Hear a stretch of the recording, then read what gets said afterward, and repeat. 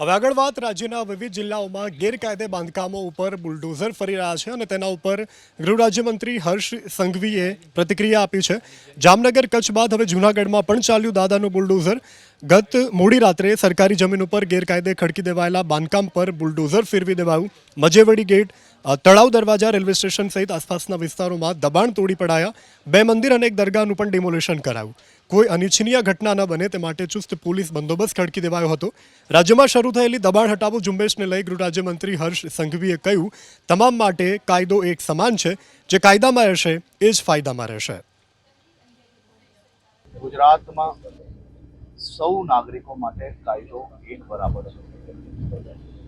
ગુજરાત દેશમાં સૌથી સુરક્ષિત રાજ્ય તરીકે ઓળખાય છે અને આ રાજ્યમાં ચાહે કોઈ બી નાગરિક હોય, આ બધા જ નાગરિકો જે બી કાનૂનના દાયરામાં એટલે કે જે બી કાયદામાં રહેશે તે જરૂરથી ફાયદામાં રહેશે.